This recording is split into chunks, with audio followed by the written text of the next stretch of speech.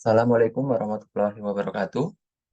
Perkenalkan, saya Langlang Gumilar, dosen program studi D4 Teknologi Rekayasa Pembangkitan Energi, Departemen Teknik Elektro, Fakultas Teknik, Universitas Negeri Malang.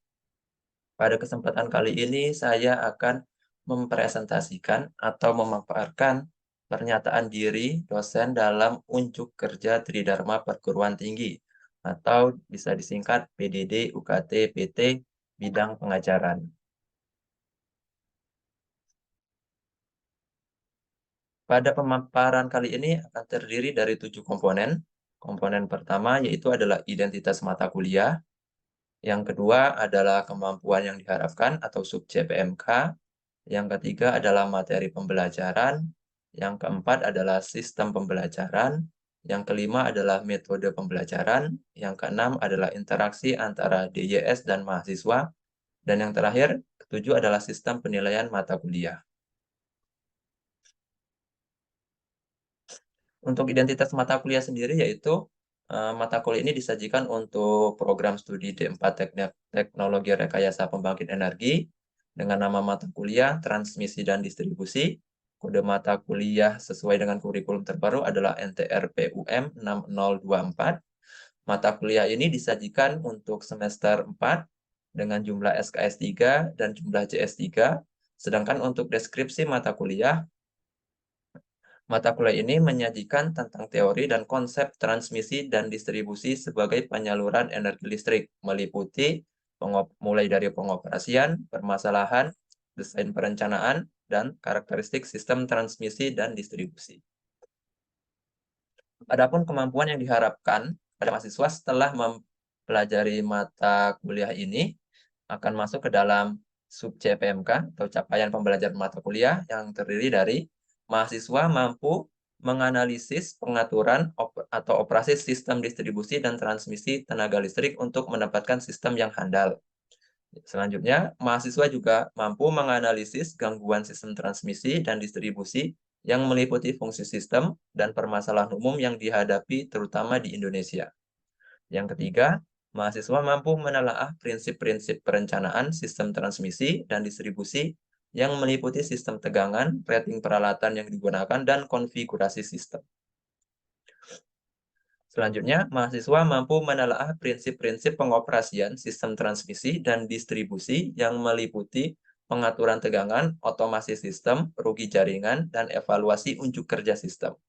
Dan terakhir adalah mahasiswa mampu menganalisis karakteristik saluran transmisi dan distribusi berkaitan dengan impedansi sistem.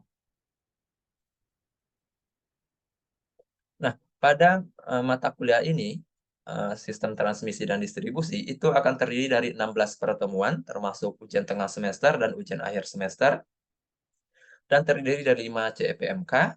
Untuk pertemuan 1 dengan sub CPMK 1, materi yang akan dipelajari itu adalah pengantar perkuliahan, kontrak perkuliahan, dan konsep daya pada sistem tenaga listrik. Pada pertemuan kedua, sub CMK 1, saluran transmisi tenaga listrik, hubungan saluran, dan sistem tegangan saluran transmisi. Pada pertemuan ketiga, sub CPMK 1, peralatan transmisi saluran udara.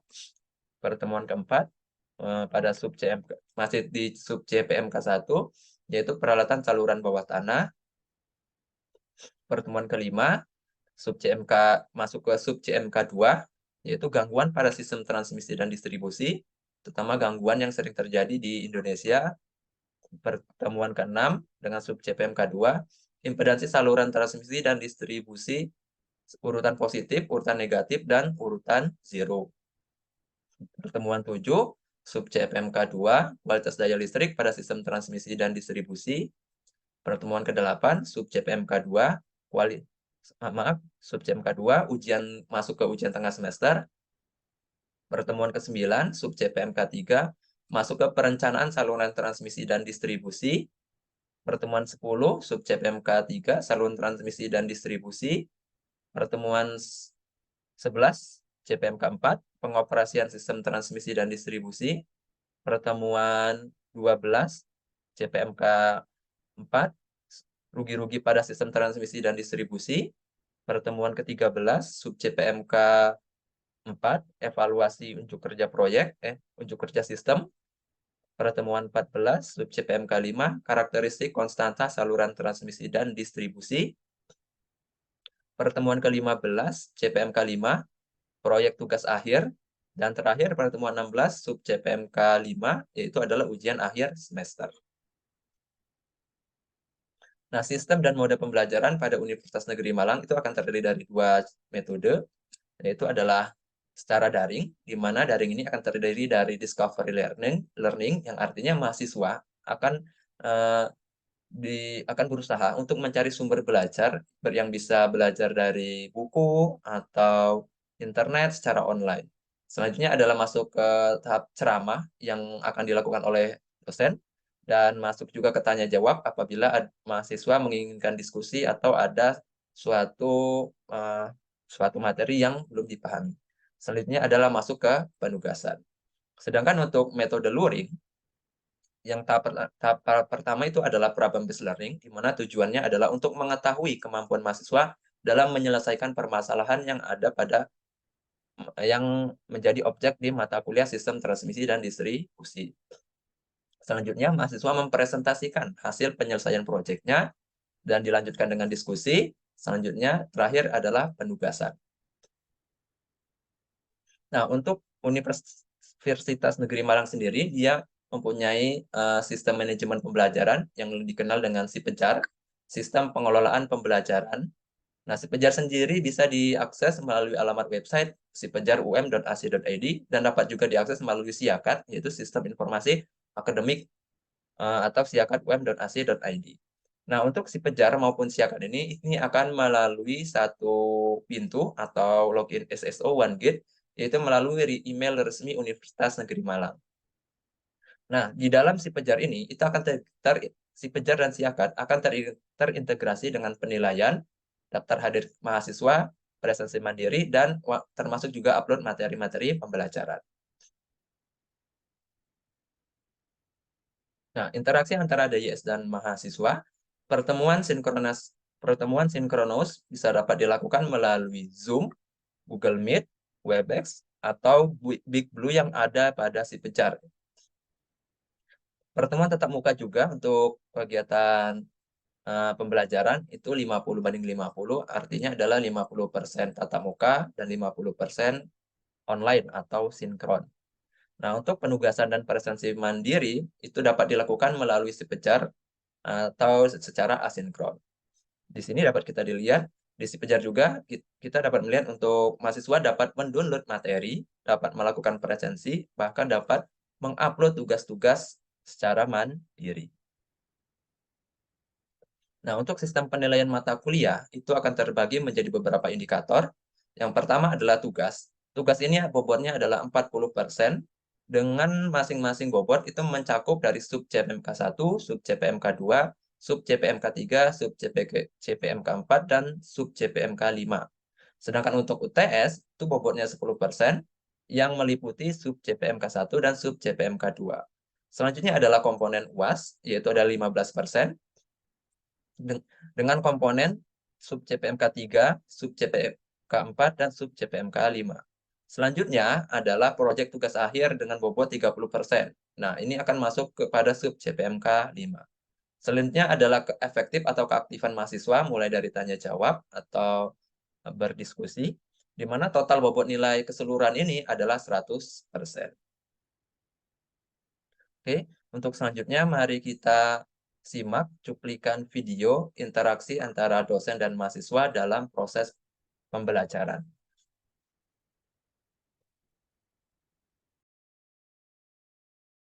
Oke, saya buka dulu ya. Assalamualaikum warahmatullahi wabarakatuh. Waalaikumsalam. Selamat siang pada teman-teman mahasiswa semua. Kali ini kita bertemu lagi di mata kuliah sistem transmisi distribusi pada pertemuan kedua tentang saluran transmisi. Nah, sebelum kita memulai perkuliahan, kita akan melakukan dulu pretest ya untuk mengetahui kemampuan kalian sebelum memasuki mata pelajaran atau mata kuliah ini ya. Oke, silakan klik link yang ada di chat Zoom ya. Saya share screen dulu.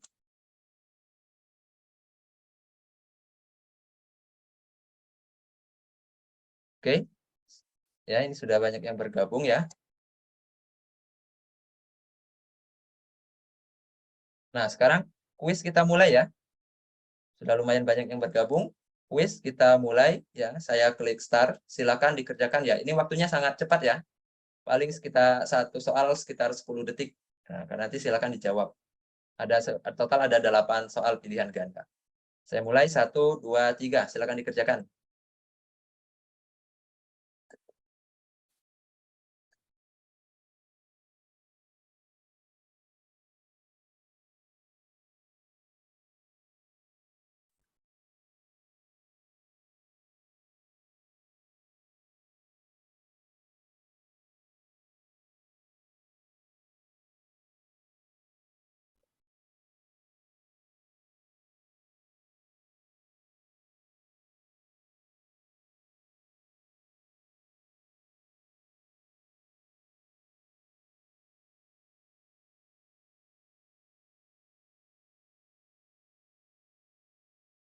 Oke ya, semuanya sudah selesai ya.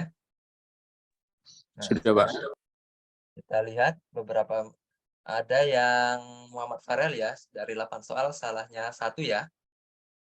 Ya, ada juga yang masih beberapa yang salah ya, tapi setidaknya sudah 50% mahasiswa sudah memahami materi ini, walaupun kita baru mau masuk di mata kuliah di transmisi distribusi di pertemuan kedua. Oke, itulah tujuan dari pretest kita ini ya, untuk mengukur kemampuan kalian lebih awal ya.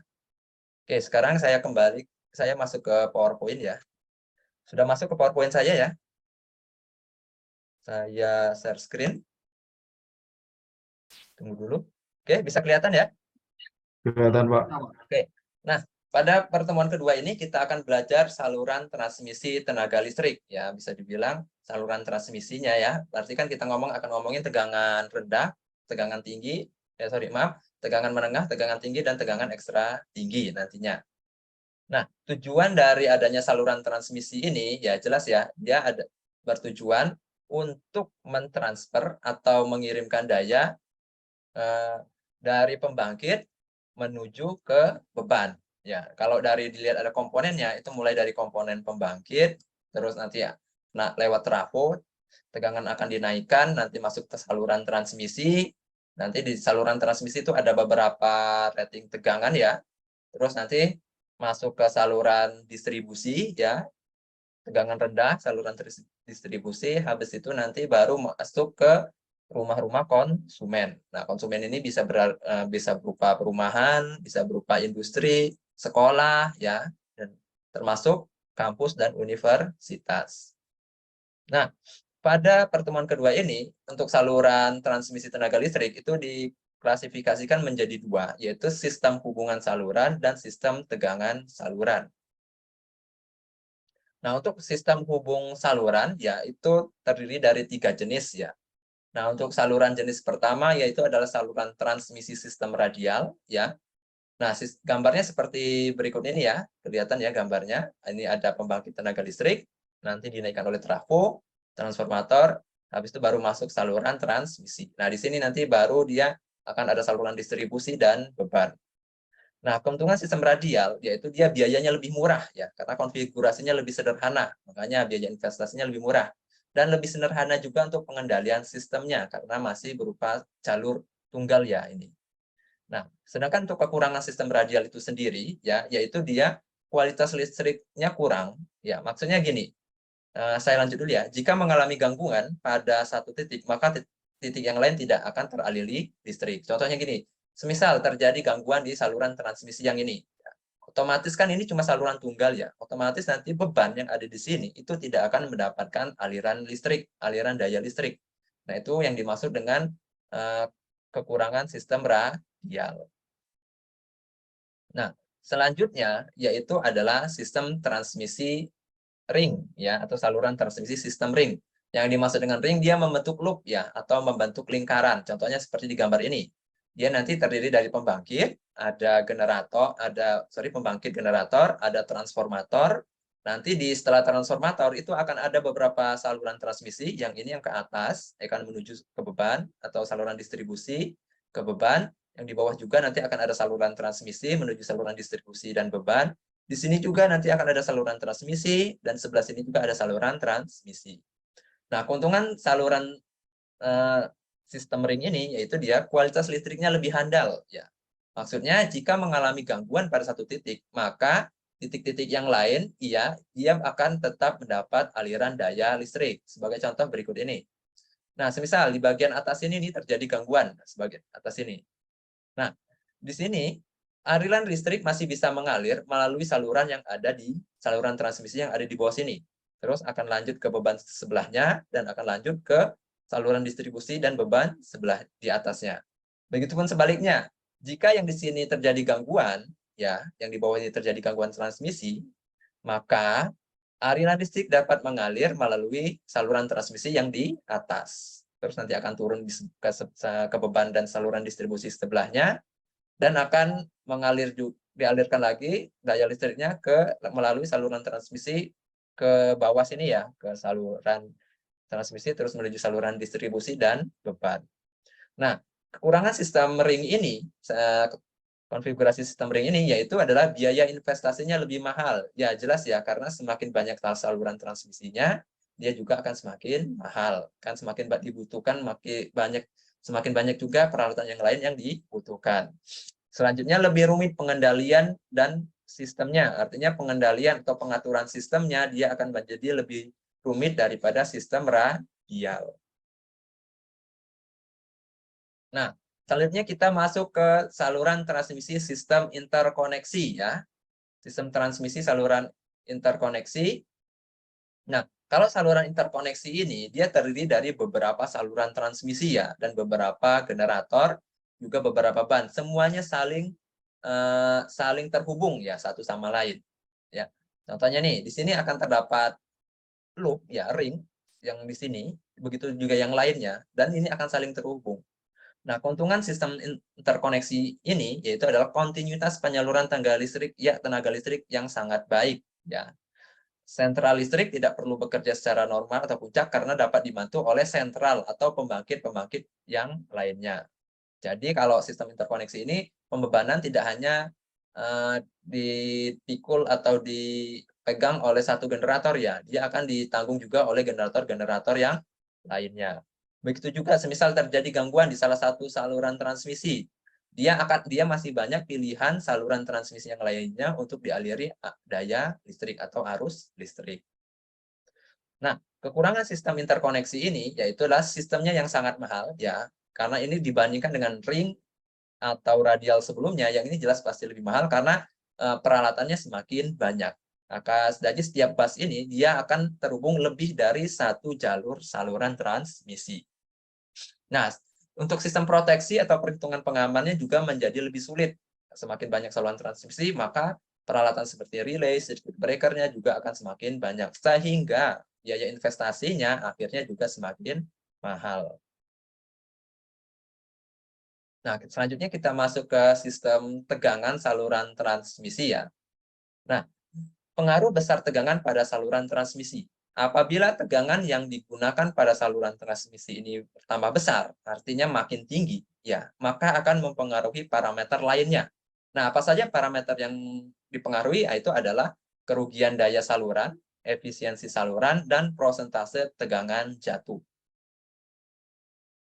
Nah, ini ya, arus semisal sebelum kita masuk ke rugi-rugi, kita hitung dulu arus beban. Besarnya berapa sih arus bebannya? Gitu.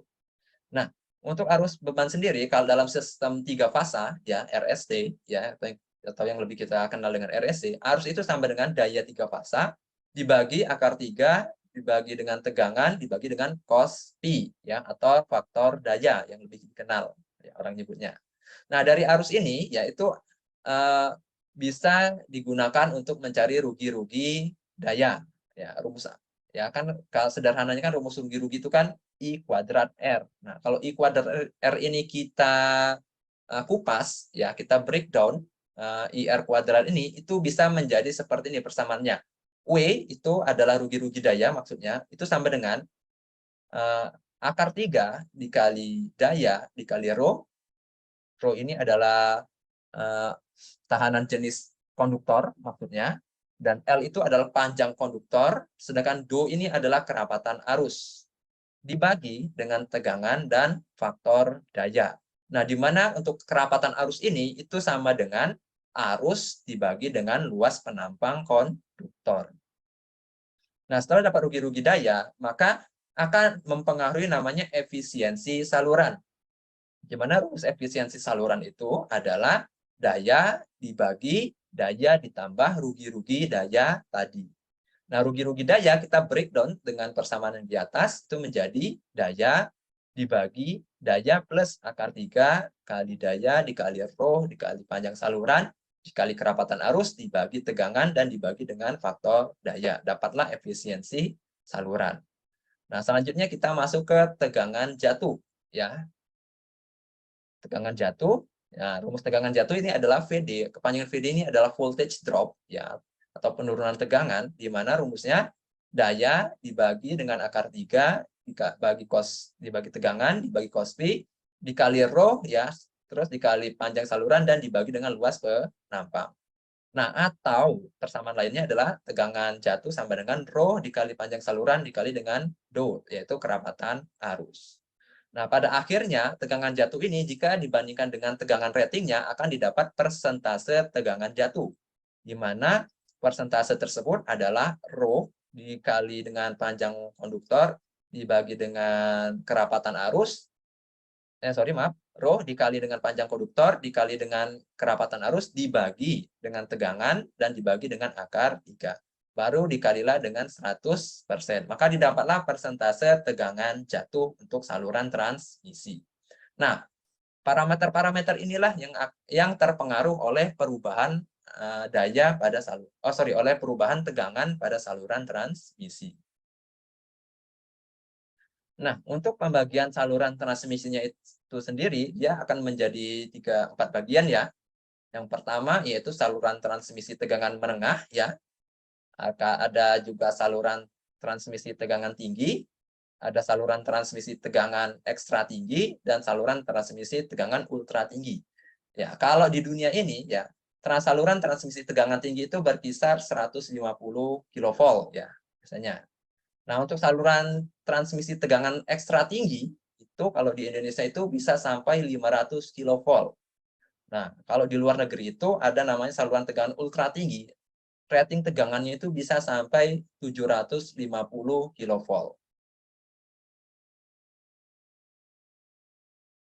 Nah, untuk jenis saluran transmisi sendiri, itu ada 2 jenis, yaitu saluran udara dan saluran bawah tanah. Ya. Untuk saluran udara sendiri, ya jelas ya yang paling banyak di Indonesia ini adalah saluran udara ya. Yang sering kalian lihat lewat di pinggir jalan itu ya, ada tiangnya, ada kabelnya atau konduktornya ya. Ada kalau dia ditransmisi dia berarti tower ya, ada tower, ada konduktornya ya. Nah, saluran udara. Nah, kalau saluran bawah tanah berarti kan kabelnya itu akan ditanamkan di bawah tanah. Nah, adapun kelebihan dan kekurangan dari jenis-jenis saluran ini yaitu adalah jika dia saluran udara, ya, dia kelebihannya adalah kalau ada gangguan yang mudah dideteksi atau mudah dilihat dengan mata kita. Itu keuntungannya saluran udara. Keuntungan selanjutnya dia biaya investasinya lebih murah dibandingkan saluran bawah tanah, gitu ya. Terus juga kalau biaya perawatannya juga ya. Kalau semisal terjadi gangguan ya, untuk mencari lokasi gangguan itu lebih mudah dan peralatan dan biaya maintenance-nya juga lebih murah gitu. Nah, sedangkan kalau saluran udara kekurangannya yaitu adalah kekurangan saluran udara dia adalah estetikanya ya. Jadi saluran udara itu estetikanya itu kurang bagus ya kalau kita lihat ya. Contohnya saja kalau kalian lewat di pinggir jalan itu ada tiang, terus ada kabel yang semerawut gitu ya. Jadi satu tiang akan menopang lebih dari 5 saluran, biasanya seperti itu. Itu kan estetikanya kurang bagus ya, atau tidak enak dilihat. Nah, kalau saluran udara juga dia kekurangannya dia mudah terjadi gangguan. Contoh, semisal mudah terkena ranting pohon sehingga terjadilah arus gangguan hubung singkat. Atau ada hewan yang bergelantungan di saluran udara, maka terjadi juga gangguan hubung singkat. Mudah tersambar petir juga, jadi gangguan juga. Nah, untuk saluran bawah tanah, dia kelebihannya adalah kebalikan dari saluran udara ya. Kelebihan saluran bawah tanah adalah estetikanya lebih bagus. Ya, jadi kita kalau kabel itu di bawah tanah, kita tidak akan lagi melihat kabel-kabel di udara. Ya. Terus juga kabel bawah tanah dia free maintenance. Artinya free maintenance itu dia bebas perawatan. Artinya gini, kan kalau kabel bawah tanah itu kan dia akan jarang terjadi gangguan ya. Semisal kan tidak tersambar petir kan karena lokasinya di bawah tanah kan. Seperti itu. Dia namanya free maintenance. Nah, dan untuk kekurangan saluran bawah tanah ini ya, dia adalah biaya investasinya lebih mahal. Karena konstruksi untuk saluran bawah tanah, pertama penggalian salurannya dulu pasti ya, penggalian tanah. Kedua, biasanya ada pelindung. Kalau dia tegangan tinggi, itu dia butuh namanya UDIT ya, UDIT untuk melindungi konduktor-konduktornya. Selain itu juga, biasanya kalau di bawah jalan, selain ada UDIT, biasanya juga saluran bawah tanah itu dilapisi juga dengan selongsong aluminium ya, atau galvanis ya, kawatnya ya. Biar kalau semisal terjadi gempa atau terlindas oleh kendaraan, nah kabelnya itu nggak putus, karena dia terlindungi oleh UDIT dan terlindungi oleh besi galvanis atau selongsong galvanis. Nah, konstruksi seperti inilah yang membuat saluran bawah tanah menjadi mahal biaya investasi. Oke, sebelum saya lanjut ke diskusi kelompok, ada yang ingin tanyakan dulu? Silakan kepada teman-teman mahasiswa. Kalau ada yang ingin bertanya, saya beri waktu.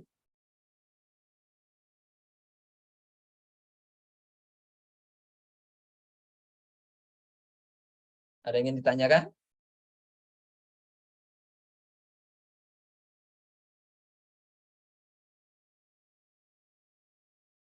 Atau sudah jelas semua ya? Berarti ya, kalau tidak ada yang ditanyakan ya. Nah, kalau tidak ada yang tanyakan, kita akan lanjut ke diskusi kelompok ya. Di sini ada tiga pertanyaan. Ya, salah satunya adalah kasus ya. Nah, di tiga pertanyaan ini silahkan kalian diskusikan secara kelompok. Jumlah kalian kan ada sekitar 30 ya. Nanti silakan dibagi menjadi 10 kelompok ya. Paling tidak satu kelompok itu ada 3 mahasiswa ya. Silahkan kalian diskusikan untuk 3 pertanyaan ini ya. Ya, 1, 2, 3, silakan didiskusikan ya. Setiap peran kelompok itu seperti apa ya. Pertanyaannya seperti apa, solusinya seperti apa ya. Nah, nanti jawaban dari hasil diskusi kelompok dikirim melalui si pejar kita ya. Nih, sudah saya masukkan di pijar ya. Di pertemuan kedua ya, di saluran transmisi tenaga listrik, sistem hubung saluran, dan sistem tegangan saluran transmisi. Di sini nanti kalian bisa juga mendownload materi yang sudah saya jelaskan ini ya. Terus juga di sini kalian jangan lupa isi presensi kehadiran ya. Terus juga hasil diskusi kelompok tadi kalian upload di Sepejar. Nah, di sini saya sudah membuatkan link di Sepejarnya. Ya, ini upload hasil diskusi di sini. Di pertemuan kedua ya, jangan lupa. Silakan upload di sini. Oke, paham ya? Prosedur tugas diskusinya ya untuk teman-teman mahasiswa ya. Paham, Pak. Paham, Pak. Baik, paham, Pak. Oke, silakan kalau saya masih beri waktu untuk bertanya kalau ada pertanyaan.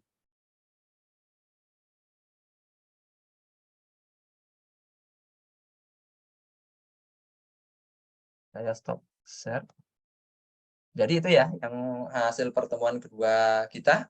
Jangan lupa tugas diskusinya dikerjakan ya. Nanti kita ketemu lagi di pertemuan ketiga ya. Berarti pertemuan ketiga akan kita laksanakan minggu depan. Oke, saya rasa sudah cukup untuk materi dan diskusi kelompok, tugas diskusi kelompoknya. Saya tutup ya. Wassalamualaikum warahmatullahi wabarakatuh. Waalaikumsalam warahmatullahi wabarakatuh. Terima kasih, Pak. Waalaikumsalam warahmatullahi wabarakatuh. Terima kasih, Pak. Sama-sama.